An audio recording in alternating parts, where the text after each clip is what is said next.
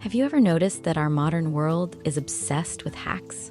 We want the 5-minute morning routine that will make us millionaires, the perfect social media caption to make people like us, and the secret productivity app that will finally fix our chaotic lives. We spend billions of dollars every year on personality ethics, the quick fixes, the communication techniques, and the positive mental attitudes that act like a fresh coat of paint on a house that's actually suffering from a crumbling foundation. We're essentially trying to grow a garden by taping plastic flowers onto dead branches. This is the exact problem Stephen R. Covey addresses in his landmark book, The 7 Habits of Highly Effective People. It's a book that's been around for decades, but its core message is arguably more radical and necessary today than when it was first published. Covey's premise is simple but uncomfortable. If you want to change your life, you have to stop looking at your output and start looking at your operating system. You can't have a high-performance life with a low-integrity character. This book isn't about how to do more. It's about who you are becoming while you do it. To understand why this book changed the way we think about success, we have to look at what Covey calls the character ethic. Imagine you're looking at a massive oak tree. Above the ground, you see the leaves, the branches, and the fruit. In our lives, these are our public successes, our titles, and our social skills. But beneath the soil is a massive, invisible root system. If the roots are diseased, it doesn't matter how much fertilizer you pour on the leaves. The tree will eventually fall. Covey argues that for the last 100 years, self-help has focused almost entirely on the leaves. We learn how to influence people or manage our time, which are just superficial techniques. The 7 Habits of Highly Effective People challenges us to go back to the roots, things like integrity, humility, and courage. This book argues that you can't achieve public victory until you've achieved private victory. You can't lead others until you can lead yourself.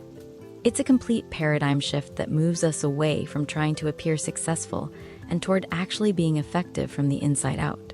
The first big idea Covey presents is the concept of being proactive, which is way deeper than just taking initiative. Think of your life as 2 concentric circles. The outer circle is your circle of concern. This includes everything you worry about but can't really change.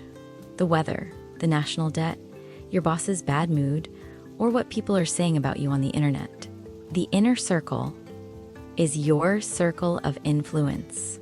These are the things you actually have power over: your health, your learning, your reactions, and your work ethic. Most people spend 90% of their emotional energy living in that outer circle. They are reactive. If the weather is bad, their mood is bad. If someone is mean to them, they are mean back. They are like a boat with no motor, just being tossed around by the waves of circumstance. But this book teaches us that highly effective people focus exclusively on the inner circle. When you work on your circle of influence, it actually begins to expand. You stop being a victim of your environment and start becoming the architect of your character. It's the difference between saying, "I have to do this," and "I choose to do this." It's a shift from being a passenger to being the driver of your own life. But where is that driver actually going? That leads us to the second transformative theme, beginning with the end in mind.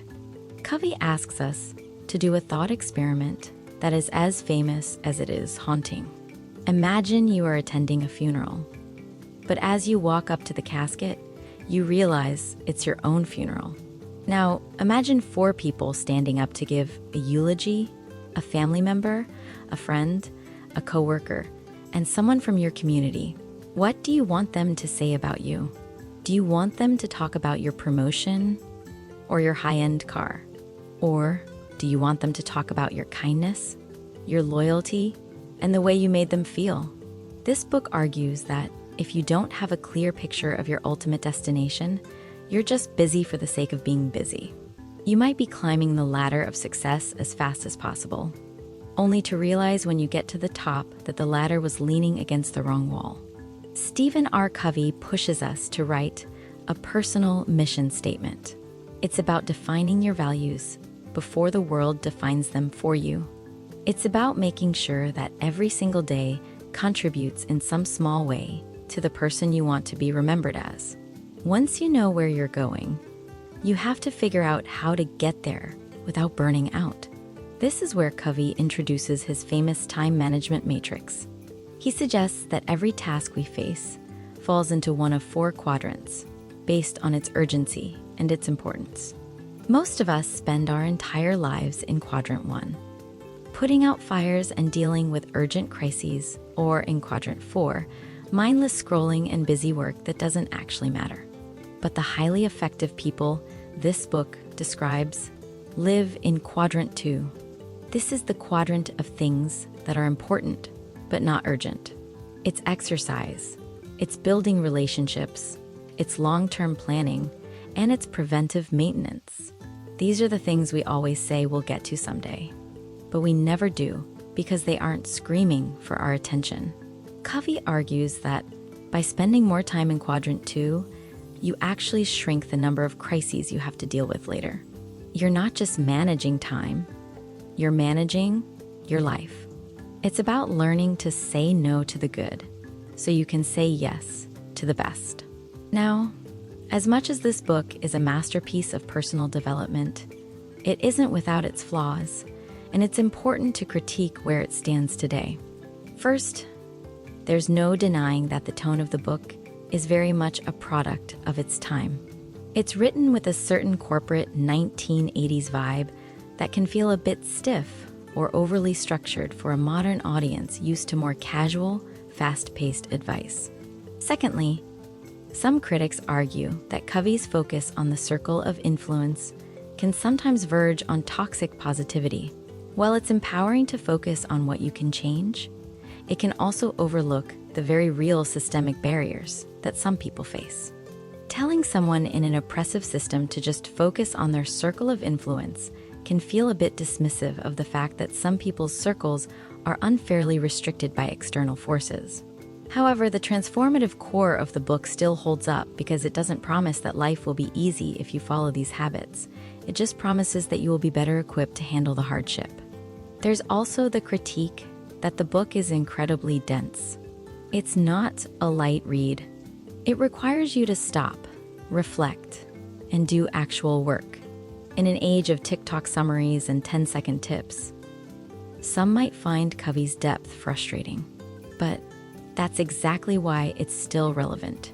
The book is an antidote to the shallow nature of modern self-help. It's not trying to give you a fish. It's trying to teach you how to think about the ocean. It challenges the personality ethic that dominates our social media feeds. The idea that if you just look the part, you are the part. Covey is the voice in your ear, reminding you that you cannot fake a harvest. If you didn't plant the seeds in the spring, you won't have food in the fall, no matter how much you wish for it. So, what's the final verdict? Is the 7 Habits of Highly Effective People still worth your time? Absolutely. In fact, it might be more important now than ever. We live in a world of constant distraction and shifting values. This book provides an anchor. It's for the person who feels like they are winning on paper, but losing in their soul.